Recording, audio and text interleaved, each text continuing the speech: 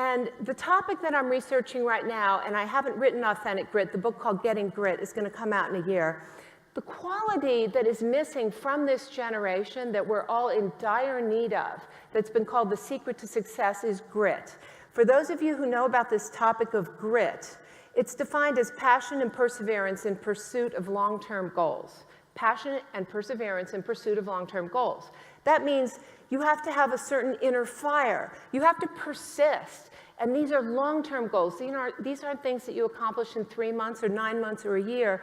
These are long-term goals. And this is the quality that's been called the secret to success that is missing. It's missing from our lives. It's missing from our culture. Angela Lee Duckworth is one of my mentors. You all heard Michelle Geelan yesterday. She did the same program I did. I was in the first class at the University of Pennsylvania, where I got a master's degree in applied positive psychology. And that's where I became acquainted with Angela, and I became concerned about the fact that in the work I was doing, I wasn't seeing grit. Her grit scale, and I would encourage all of you to take it, it's a 10-question scale. And on a measure of 1 to 5, it tells you how gritty you are. And her research is really groundbreaking, and the reason why people are paying attention is because she has been able to solve problems that weren't solved before this. So West Point had a problem, and that was they had something called the whole candidate score. And it's a compilation of a number of things: leadership scores, GPAs, recommendations, so on and so forth. And what they were trying to determine is who's going to drop out at West Point. Because that first summer is called Beast Barracks, because it's beastly. Very, very difficult. And West Point was trying to figure out, how do we know who's going to drop out? So they couldn't figure it out until Angela came along with her very small little grit scale. And voila. Found that answering these questions about finishing what you start, doing things that are important to you, having passion, being lit up, that's what predicted dropping out at West Point. Since then, she has found that the grit scale also predicts a number of other hard things. One of them is finally in the National Spelling Bee at the age of 12. For black men, it's whether or not you finish college. It is also who gets selected for special forces, the Green Berets in particular. So on and on and on, what we're finding is that this ability to finish hard things, to be somebody who does what they say they're going to do, is predicted by this grit scale. And so while at Penn, I decided to write what became the first book on goal accomplishment that had any research in it. So I didn't know this until I actually started to look hard at the goal-setting books, which is what I've spent many decades doing.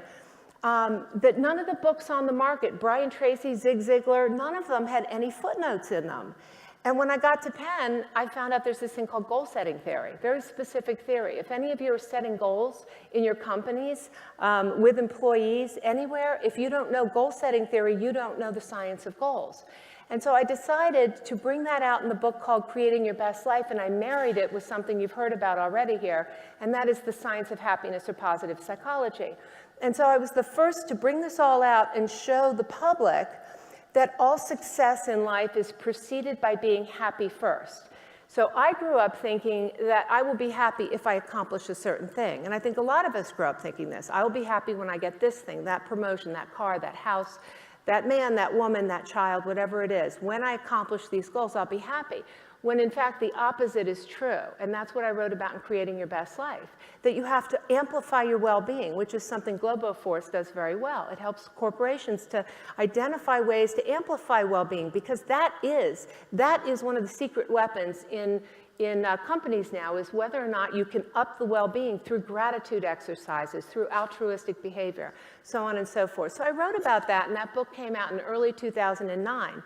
As I said, my chapter 9 was about grit, and that's where I went after this book, because what I wrote about, and the book is still available, what I wrote about is that the happiest people wake up every day to hard goals, not easy goals, not, low-hanging fruit goals, hard goals. And that's something I haven't heard much about since I got here.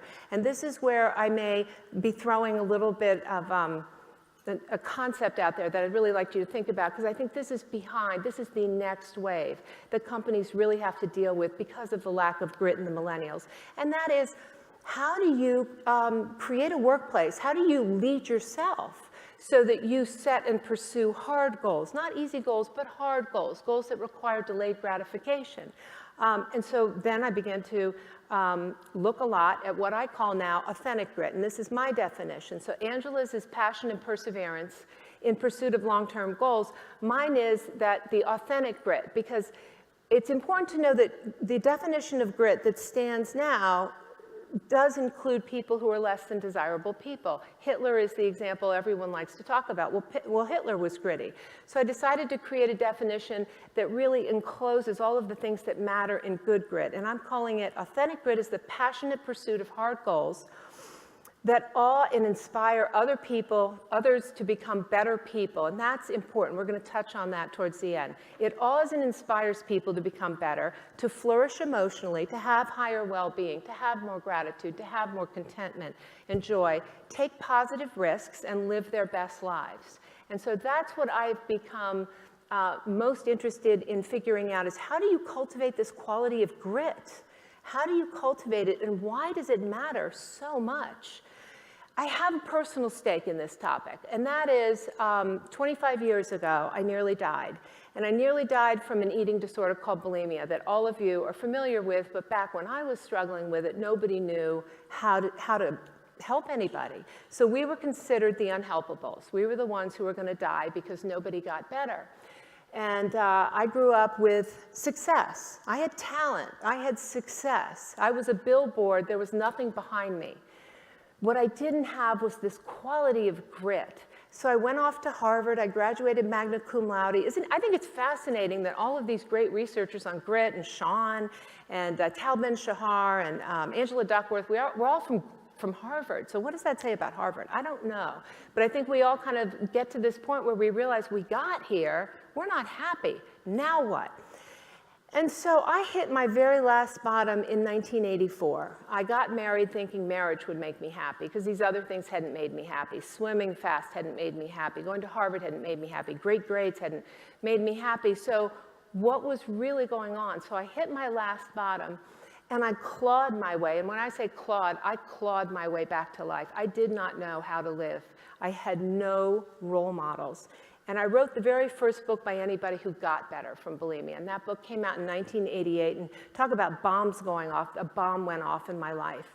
And suddenly I was on every talk show in the entire world. You name it, I was on it because I was a bug that needed to be studied by all of these people who wanted to understand, how do these people actually get better? And the reason I'm so proud of this is because overcoming bulimia is to this day the hardest thing I've ever done, and it's also the thing I'm proudest of. And it's also been the thing that has awed and inspired other people to get better. So I know my life has had purpose and meaning because I know people are alive today around the world because I wrote that book and started this whole genre of recovery.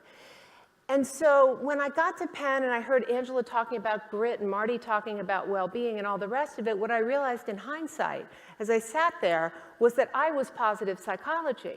I was someone who had to hit bottom and fail miserably, nearly die, and then in the seeds of that failure discover my strengths and discover what it was I wanted to live for. What was my passion? Why was I here? What was I meant to do? Not what was my family trying to get me to do, my teachers, my schools, my community, my elders, people I wanted to please. It was, what did I want?